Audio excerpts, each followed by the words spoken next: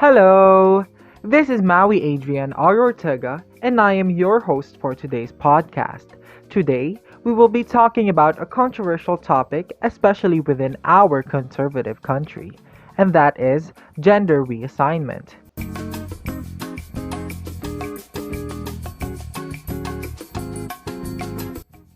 To start off, let's discuss first what gender reassignment is. According to the International Society for Sexual Medicine, gender reassignment is a procedure in which individuals who have gender dysmorphia undergo certain procedures to transition to their desired gender.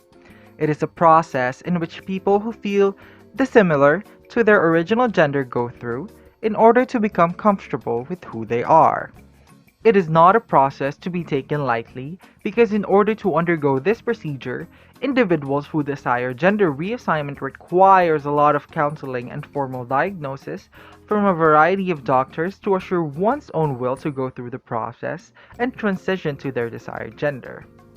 I myself believe that this treatment is ethical, but whether this procedure is ethical or not is what we will discuss in this podcast.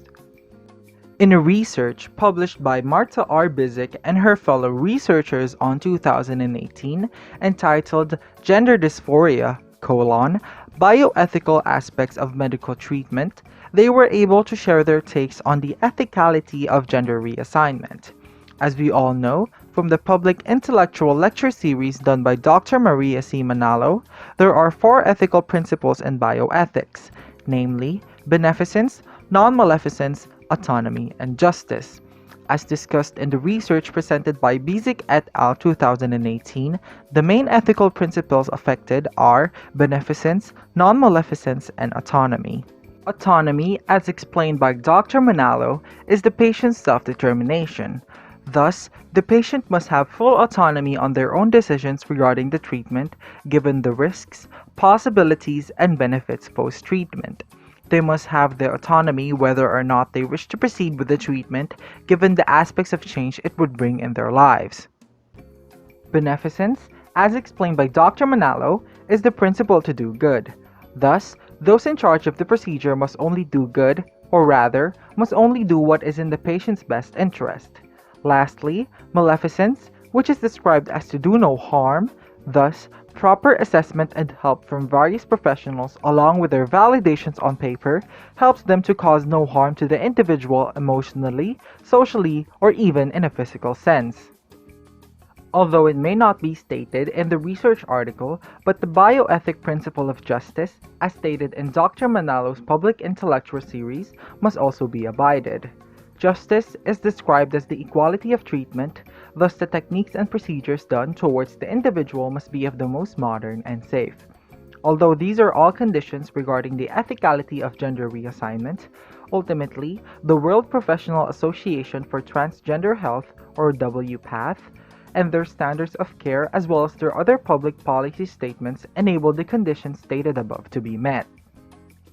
Despite the ethicality of gender reassignment, many people still feel inclined to deem this process as unethical or immoral, such as the people stated by Maggie Colleen Hume in their research paper entitled Sex, Lies, and Surgery, The Ethics of Gender Reassignment Surgery, which was published on July 30, 2011.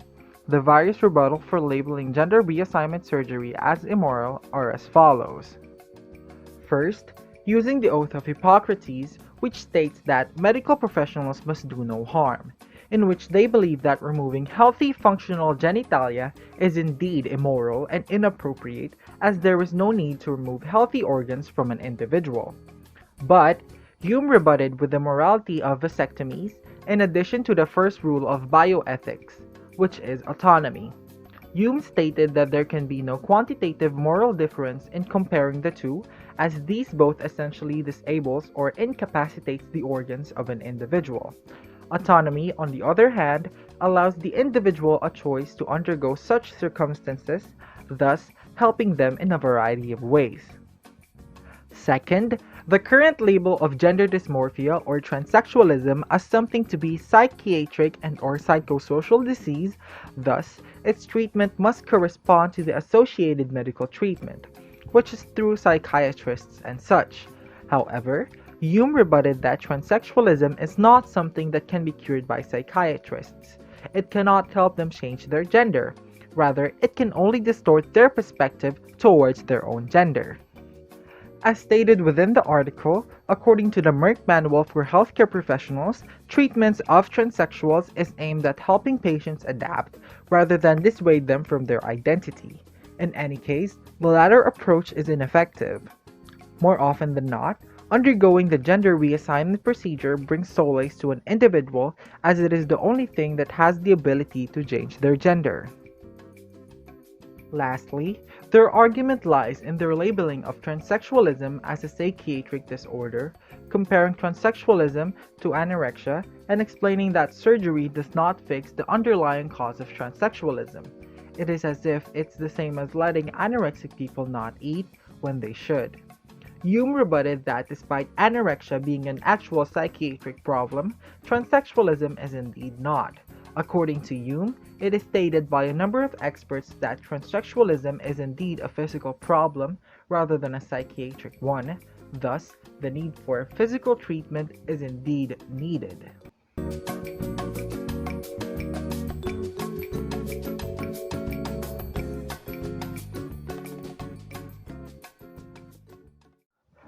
Essentially, the debate for the ethicality and morality of transsexualism lies on the biases and perspective an individual has.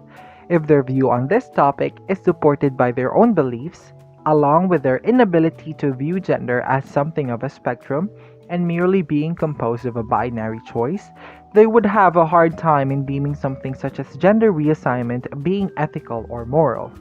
Nonetheless, as proven by a lot of researchers, the treatment for transsexualism is indeed ethical and moral.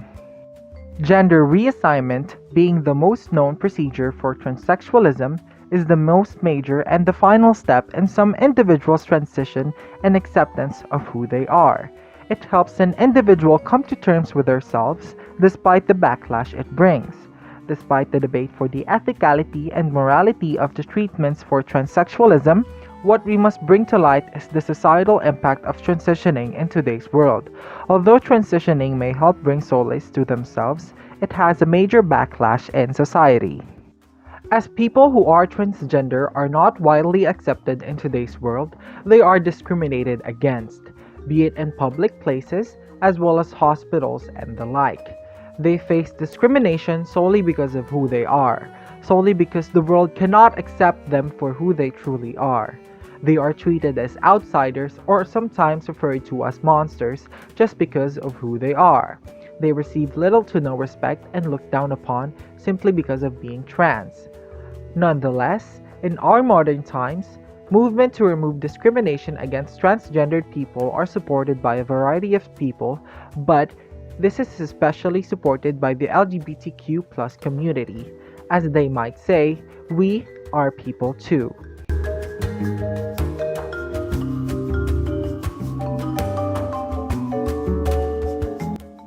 Once again, I am Maui Adrian Ortega, your host for today's podcast. I hope that I have left you something to think about. If not, perhaps I've enlightened you. Thank you for listening.